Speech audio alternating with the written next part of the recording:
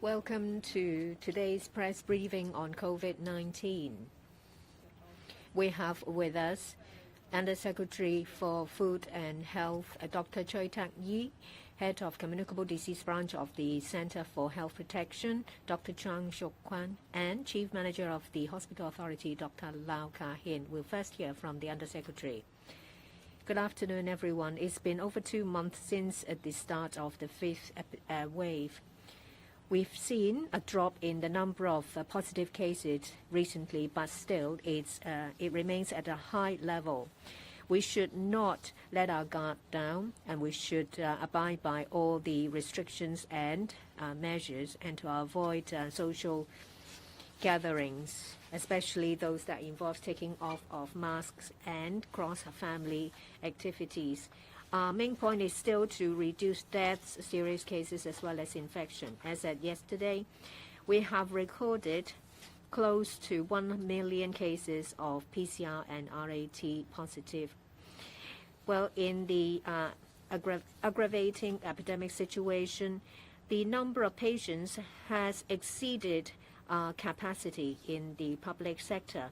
We are grateful for the help from the central authorities as well as from Guangdong provincial government for the deployment of close to 400 medical personnel from the mainland to help us. They are very experienced, and they have put down their work to come to Hong Kong to help.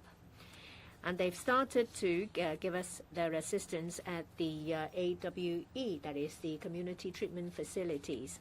With their help, we can better use these facilities.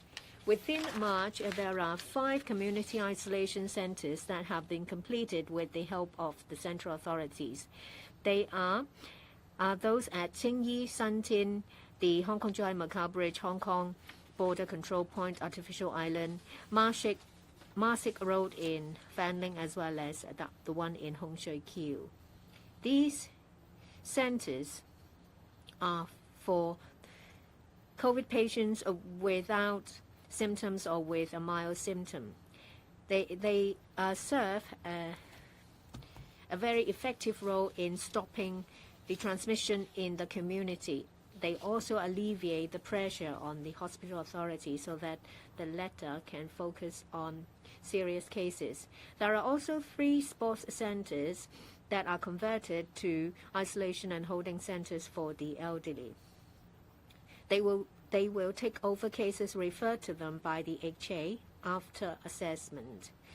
These centers are for those who are recovering and are suitable for discharge. The holding centers will take care of frail elderly persons upon the referral of the HA. They are of mild symptoms and are recovering and in a stable condition, but cannot go back to home or their residential care homes. This will release more beds in the hospital authority facilities. Those who are isolating at home will receive additional measures in a more speedy way. That includes a material kit. The HA has started the use of the isolation care monitoring system. For those who are isolating at home or in community isolation centers for additional requests for assistance, they will be able to get health advice and relevant information. The system, once detecting high-risk confirmed cases, will transfer the cases to the hospital authority for them to reach out to these people by the patient support call center to give them assistance they need. That includes appointment in the designated clinic as well as oral medication. As I've said, that we have revised our anti-epidemic measures. Recently, we have announced that in relation to vaccination arrangements, those between the age of 18 and 59, if they have already received 2 doses, they may receive the 3rd dose 3 months after the 2nd dose. For those above the age of 12 and with a weak immune system, they can also receive an additional dose 3 months after the 3rd dose. And those who are staying in residential care home can also receive the vaccination after vaccination. Now we hear from Dr. Chang. We have received 7,966 PCR confirmed cases and 12,116 cases that are RAT positive. The total number is 20,082 cases.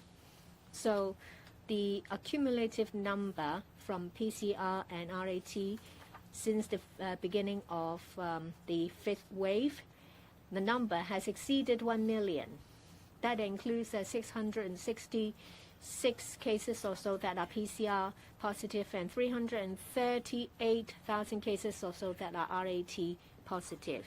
Of these 7,966 PCR positive cases, there are 1,279 cases picked up by the hospital authority, 1,383 picked up by public health laboratory service, and 5,304 cases picked up by private laboratories. In relation to variants, we see that we don't see any L452R positive cases.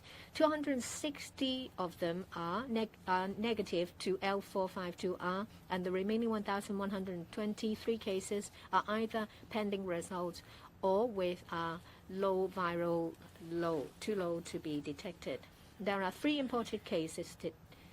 3 of them are picked up on the same day when these people arrived at Hong Kong, 2 from Vietnam arriving on the 27th of March via VN594, 1 from Indonesia flying with MH072, also arriving on the 17th of March.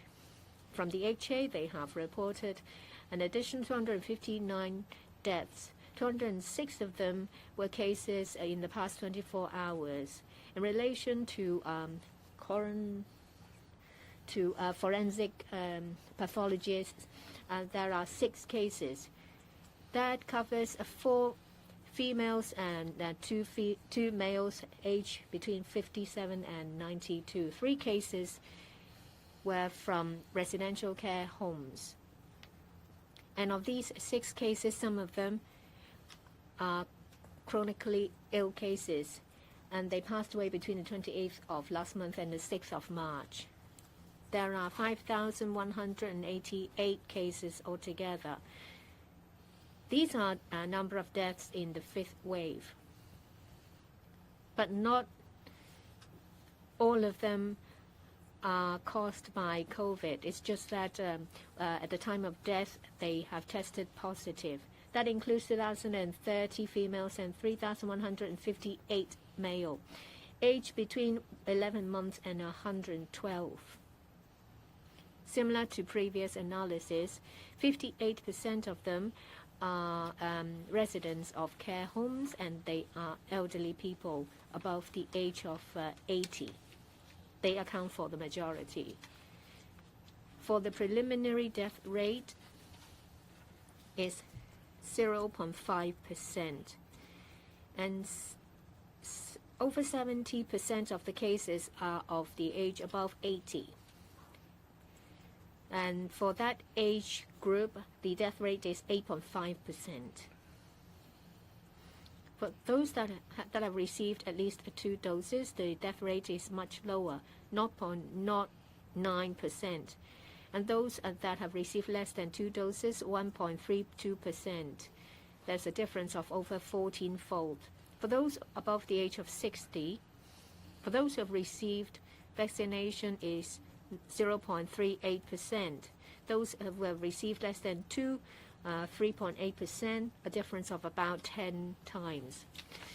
Amongst residential care homes, there are 10 reports of cases, including 7 residential care homes for people with disability and 3 elderly homes, involving 89 residents and 47 staff members. In the two previous weeks, we have received 328 cases, including 101 cases for care homes for people with disabilities, which is about 30% of all residential care homes for people with disability. 227 of them involved elderly care homes, that is at 28%.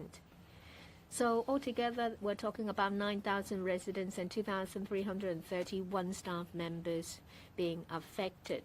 That's all for my report.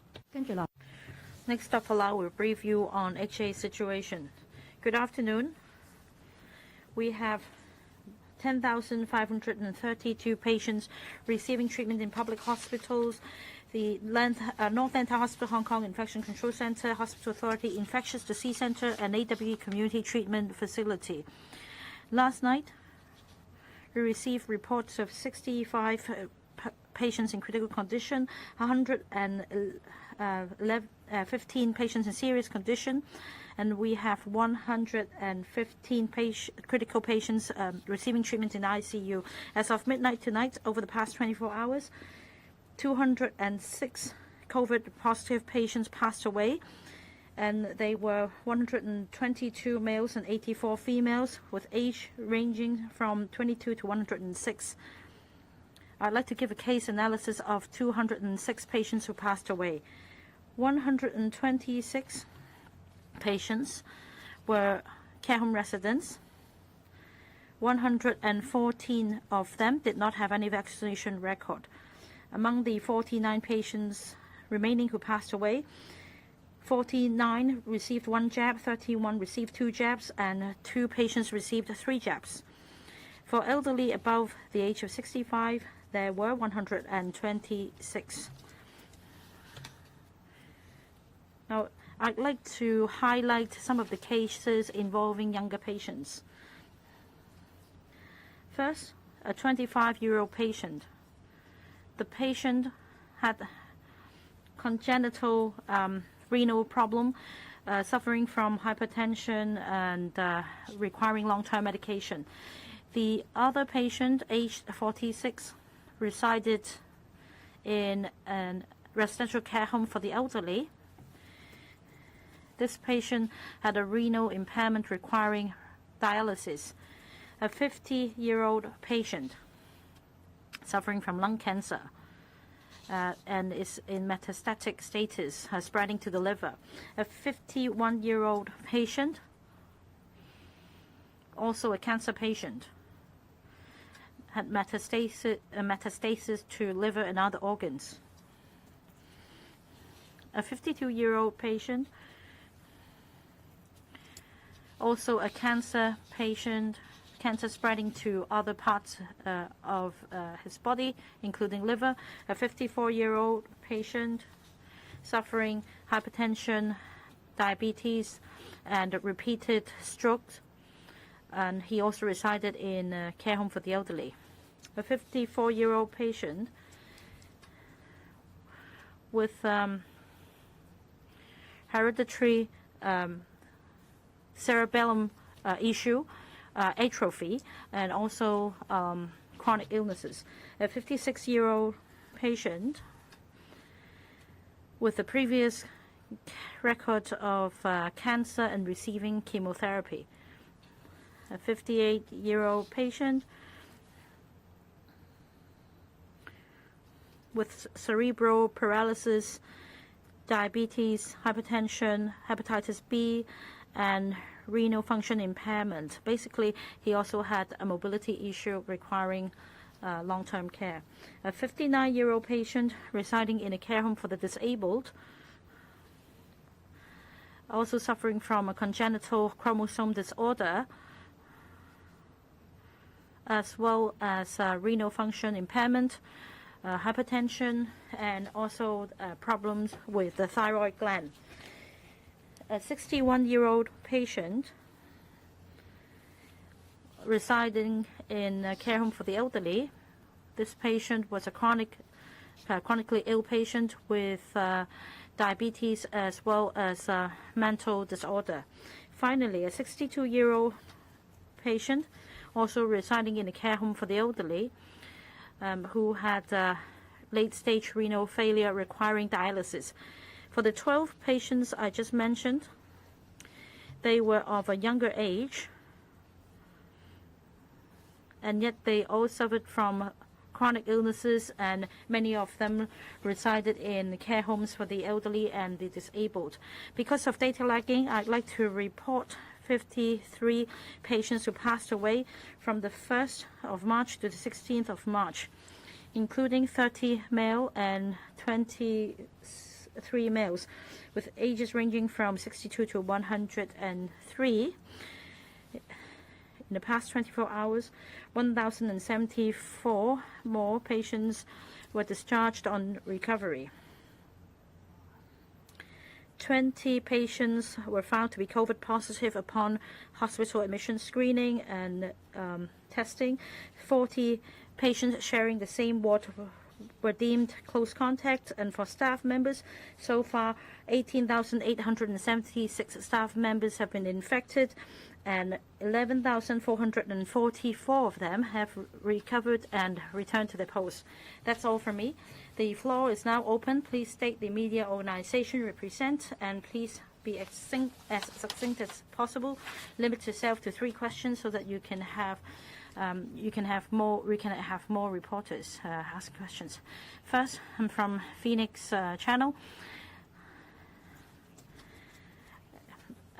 Specialists working in Hall 2 of AWE commented on a radio program that the symptoms residing in Hall 2, the patients residing in Hall 2 did not have serious symptoms, and the HA should review the work procedures. Do you think this is true, and do you think we should review the allocation of resources? And we have a Mainland Medical Support Team joining the AWE. Is there any difficulty in your collaboration with the team, and has the level of care been improved? As we understand, since the start of the 5th wave of the epidemic, we have been receiving more elderly patients. Many patients are really old. They're in their 80s. Apart from being old, there is another common feature. These patients are chronically ill. These patients reside in homes, and they have mobility issues. And that is why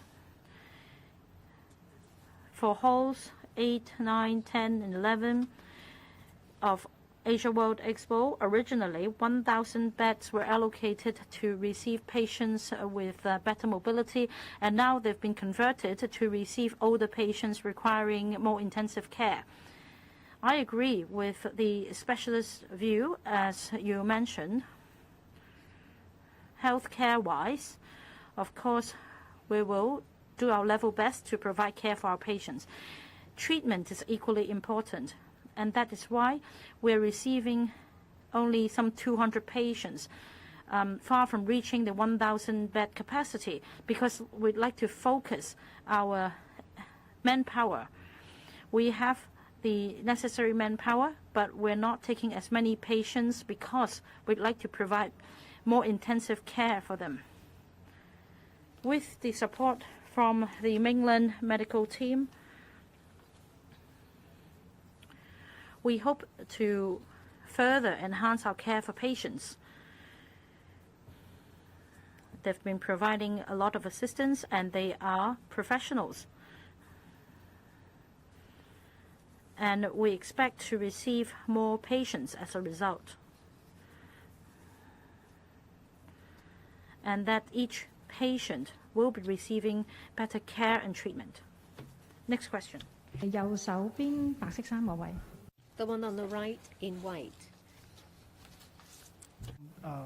SCMP. So firstly, we interviewed Gabriel Leung, the Dean of Medical Faculty at Hong Kong U. So he said that in the next 6 to 8 weeks, the elderly vaccination rate should go up to 90%, and the government should sort 1 to 1.5 million oral pills before the government can relax the social distancing measures.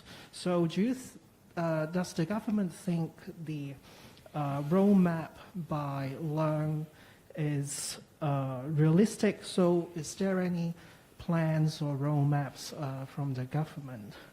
And the second question is about a statistic data that we've drawn. So we've seen a significant drop in elderly vaccination rate recently, from about 7,000 people down to 1,000 people. So there's been an 85% drop. So is there any plans for the government to, roll out some sort of vaccination plan specifically for elderly people, for example, at-home vaccination plan? So if so, when will that at-home plan is being rolled out? Thank you. Thank you for your question. To improve the vaccination rate for the Hong Kong population is always a target that the Hong Kong government is trying to arrive at very intensively. So in the past few weeks, we have set a target of outreaching to all the residential care homes for the elderly to provide the vaccination for them on or before the 18th of March. So that is one approach to ensure the elderly in a certain environment will get the vaccination. And of course, the other group of elderly is those community dwelling elderly individuals. So we have been trying very hard to improve the access for vaccination by providing more vaccination centers, even vaccination centers that are designated for elderly people, and also mobile vaccination vehicles reaching different, for example, estates where there are more elderly residents. And the other plan is to provide outreach vaccination for people, including elderly people who may have, say, mobility issues. So that is also one of the plans. And of course, we are aware that many medical groups are interested in provide such outreach facilities, and the government is very happy to collaborate with them to organize these activities. And for the provision of the two new oral medications that the hospital authority has starting to provide to the eligible patient groups, I think we are always reviewing the scientific evidence on the effectiveness of these oral medications, and then we'll plan the purchasing strategy and also how to prescribe these medications to the most needy population to protect them. So I think the clinical guidelines would be refined as we start this oral medication program, and we'll also plan the purchasing strategy according to the evidence that we are gathering. Thank you. 好，下一個提問。 Next question. The one on the right in pink. I'm from Orange. Well, there is an information setting out a division of labor circulating on the internet. That's a division of labor between mainland medics and Hong Kong medics. What is that? Why is there a difference? You said that mainland medical team will need to familiarize themselves. Will that division be updated and revised? Well, there are two vaccination hotels, quarantine hotels that are empty, whereas some others are quite full. Why is there such a difference? Would you consider converting the empty ones to other uses? Perhaps I will first answer questions in relation to quarantine centers. But in the past month or so, the epidemic situation has changed rapidly. We will keep in view the situation and increase the number of quarantine facilities. We have made some changes. With the assistance from the mainland, we have sped up the provision of such facilities. Since we don't know how the epidemic situation will pan out, We need to make sure that there is sufficient facilities to cater for a large outbreak.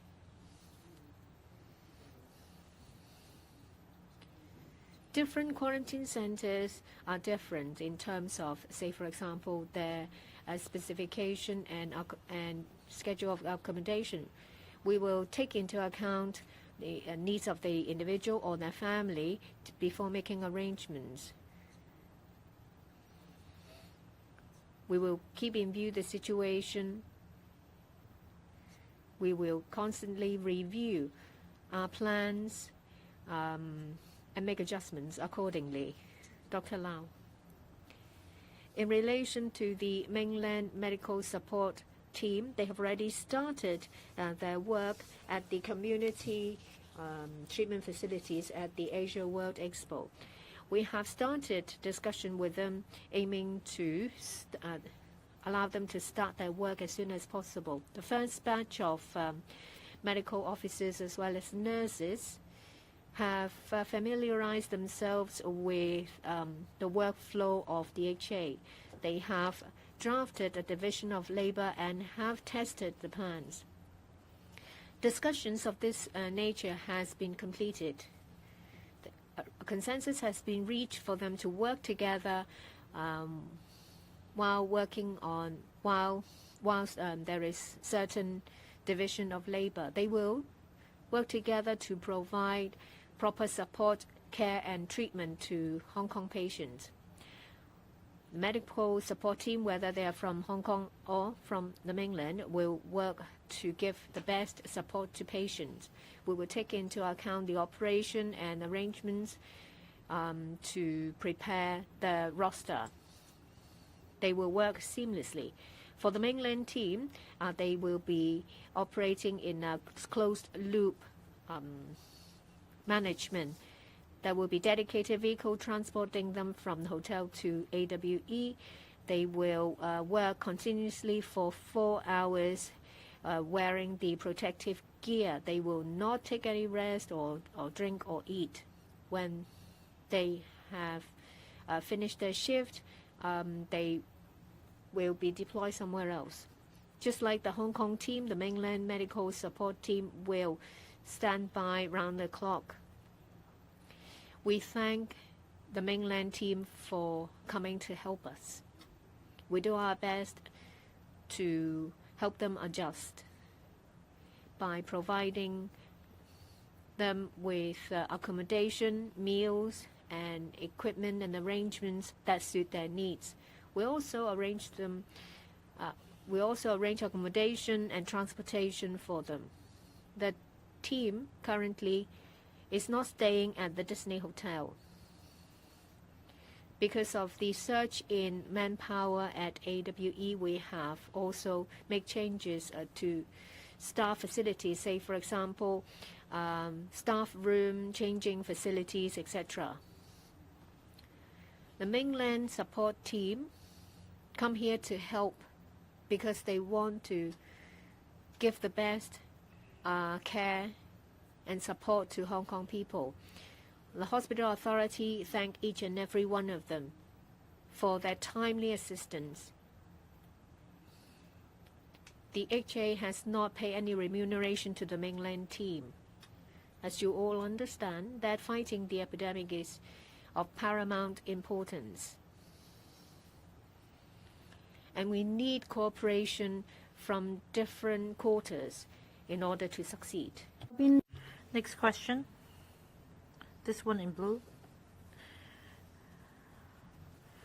Good afternoon. I'm from Hong Kong 01. I have a number of questions. First, a few days ago, the Medical School of Hong Kong U came up with a projection,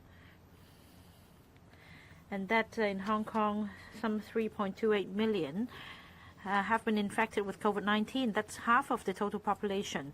And each case is supported by 3 to 4 unknown infected cases. May I know from you whether there are ways to identify these silent carriers?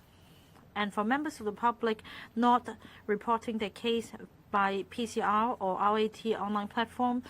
How are you going to identify these silent spreaders in the community? Second question, according to different media outlets, Dr. Ko Wing-man, former Secretary for Food and Health, said in a seminar that Hong Kong is now passively coexisting with the virus, and there is no dynamic zero infection achievement to speak of. So, Dr. Choi, what is your comment on the former chief's, Dr. Ko's comment? And would you like to make a clarification? Finally, about the death cases today, one was a 25-year-old patient. This patient was very young, so we'd like to have more details. When was this patient admitted to hospital? When was the onset? Was there resuscitation after hospital admission? Did this patient receive any vaccine jab? About the fifth wave of the epidemic, I think we're all aware of the raging epidemic and its rapid development, and the mainland is very concerned. Mainland teams have been dispatched to come to Hong Kong to work with the Bureau and the hospital authority and to give advice for us to make improvements. According to mainland experts' advice, our strategy is to reduce severe cases, deaths, and infection. And we need to take a triage approach in assessing the severity and development of different cases and triage them to, the patients to different facilities. For example, we have designated hospitals receiving more severe cases. We also step up our efforts in providing community isolation facilities to receive asymptomatic patients or patients with milder symptoms for isolation. And that is our strategy. Now, in relation to asymptomatic patients lurking in the community, I believe this is a study and a projection came up in the study by the Hong Kong University. I'll see if Dr. Jiang would like to supplement. And perhaps Dr. Lau can take the question on hospital authority. About the 25-year-old male patient, as explained just now, he suffered from congenital polycystic kidney disease affecting his physical condition in general. For example, hypertension and general renal impairment. He started to exhibit symptoms on the 12th of March. He was sent to A&E unit, and the electrolytes level in his kidneys were such that he had excessive urination, and then his condition continued to deteriorate. He was subsequently sent to ICU. He was intubated, and he also had cardiac arrest. Upon resuscitation, he was in frail condition. He was, after all, a chronic patient with poor immunity. And unfortunately, he passed away on the 17th of March. Right, I'm sorry. This patient received the second jab in July last year, and it was BioNTech. Next question. Last row on the right. This reporter in white.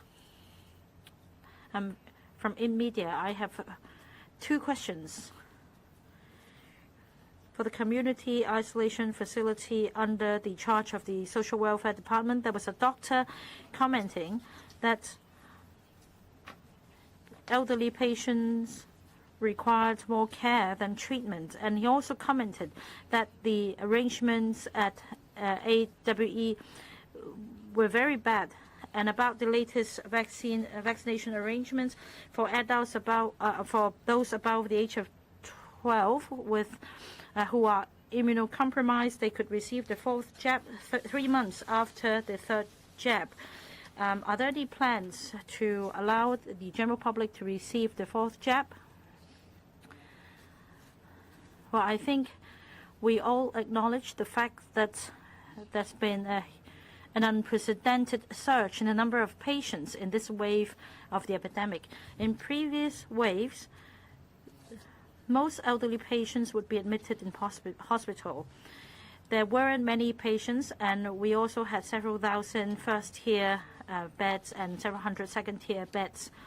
Now, with a surge in the number of patients, we need to triage the patients.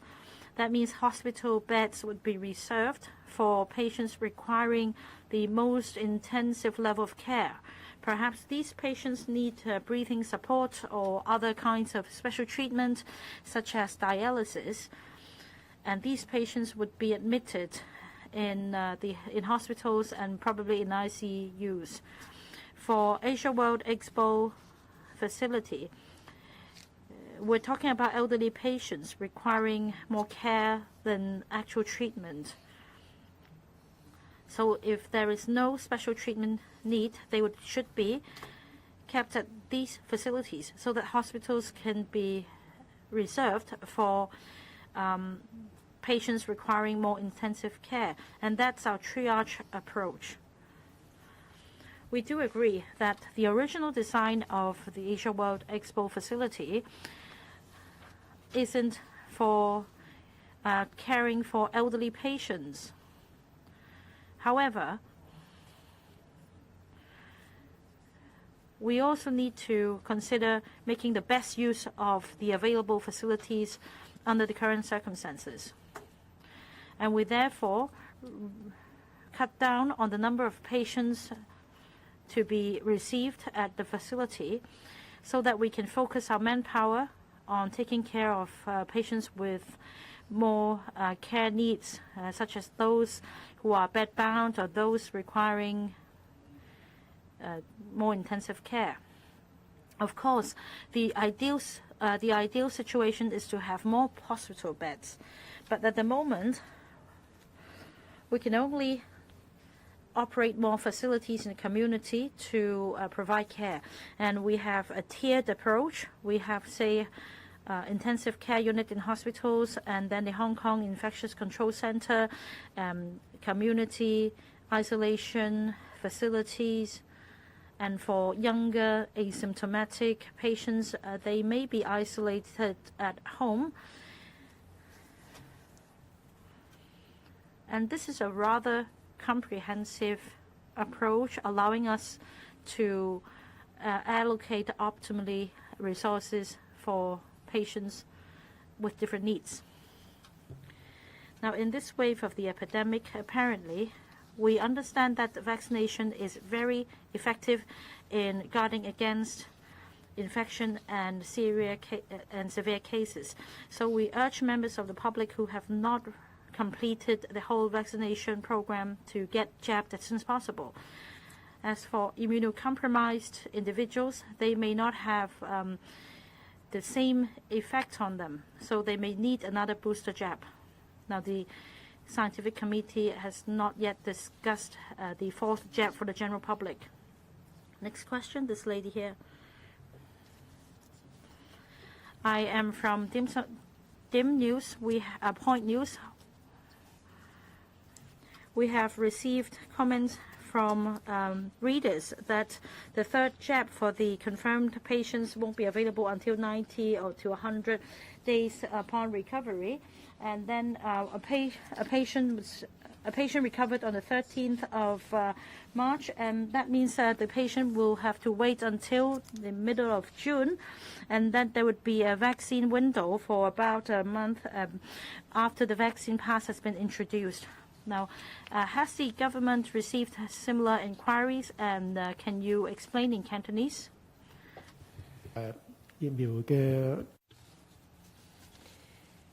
The vaccination expert panel has been monitoring the epidemic development and review our vaccination plans. At the same time, the government has used vaccine pass as a measure to reduce exposure risk of those who have not been vaccinated. Of course, we will make adjustments in accordance with the different requirements and changes by, say, for example, revising the deadline for vaccination. I'm from Ming Pao. First, I'd like to ask Dr. Choi or Dr. Chuang in relation to obtaining a certificate to prove that they meet the vaccination requirements under the vaccine pass. When will the announcement be made? Because some people say that if they just show an isolation order or a discharge sheet, well, these places don't know how to interpret that. So how can recovered patients be issued such certificates? Because most people don't know what the guidelines are. Dr. Chang? Well, what do you think is the cumulative number of infected cases and the percentage? And I see in relation to distribution of confirmed patients, well, starting from last week, for Tuen Mun, it has risen from 6.8% to 10.1%. What happened? What are the risk factors? Why is there a jump in number of cases over a week? So we have over 5,100 deaths. So is the situation worse than what you originally estimated? Of those deaths, how many of them have received 3 doses? Well, some people said that they can't get oral medication if they've received 3 jabs. So I want to know about the number of deaths who have been vaccinated 3 times. Well, there are some exemptions. Say, for example, people who are unfit to be vaccinated because of their age or because they are supported by a medical certificate.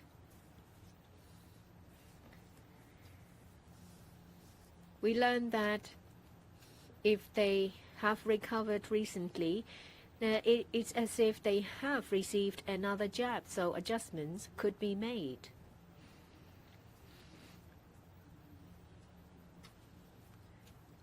We are aware that we might need to make adjustments under the vaccine pass. Well, say, for example, showing of isolation order or discharge order or RAT test result, but it may not be suitable for the information to be shown and verified at these premises. We will issue a notice as soon as possible so that the person in charge of these premises can follow. In relation to care homes, there are 281 homes for people with disabilities that are affected, which accounts for 84% of the total number of such care homes. For elderly care homes, 768 of them, 95.6%. We are aware that a lot of the staff members have recovered or are recovering. The number of people affected in terms of residents, we're talking about 8,373 residents from homes for people with disabilities and 32,214 residents from old people's home. Staff members, 2,996 of them are from homes for people with disability. 8,166 of them are staff members of elderly care homes. For homes with over 10 cases, the figure is lower. For homes for disability, 230. For elderly homes, 693.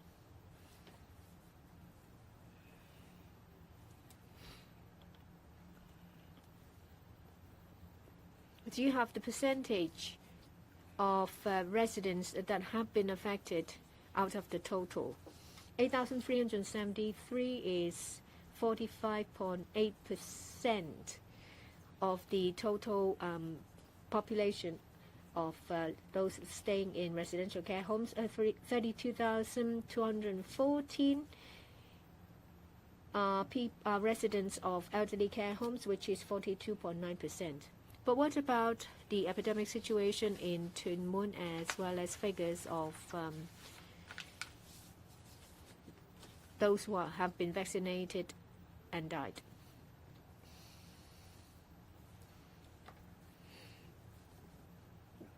We do notice that there are differences in different places in the distribution. Perhaps there is a localized outbreak over there.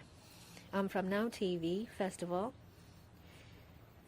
it's said that the government plans to introduce AstraZeneca vaccination for those that are immunocompromised. But previously, it was suspended because of a risk of thrombosis. Well, is it going to be given the green light now? Previously, to talk about a vaccine pass and a certificate or proof given to people involved. Can you give us more information, Dr. Choi? At these premises, if the person in charge are shown relevant SMS, it can serve as a proof for them to be allowed in. And some people said that 2 doses of BioNTech is a complete course. That was the saying previously. But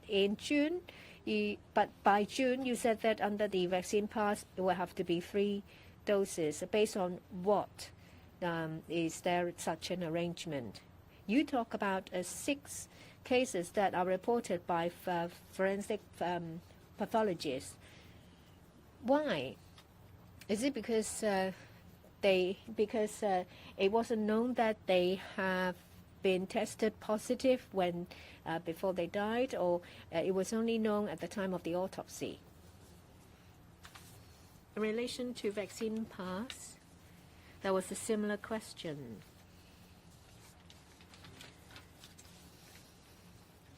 At the moment, there is no convenient way for people to just show relevant record to prove that they can enter.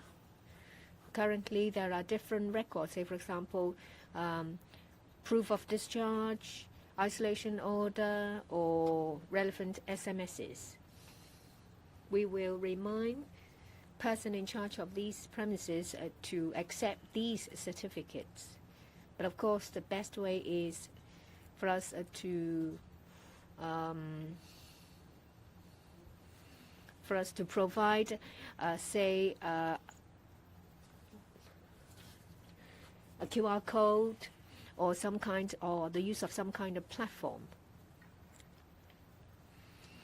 For the cases reported by forensic pathologists, there are some cases that came from residential care homes or elderly homes or people who died at home. And when the medical record reaches the forensic pathologists, there might be symptoms or unknown factors that would arouse the suspicion of the pathologist for them to test these cases. And if the RAT done is positive, then they would report to us. Of course, there are cases when RAT is done either themselves or at care homes. What about AstraZeneca? Well, I know that it is a monoclonal antibodies, not a vaccine. In Hong Kong, well, registered doctors can, for the purpose of on the basis of treating specific patients, make use of prescribe this medicine. Evusheld is not a registered pharmaceutical product. However, registered medical practitioners can prescribe such medication for specific patients. Thank you very much. If there are no other questions, that's the end of the press briefing.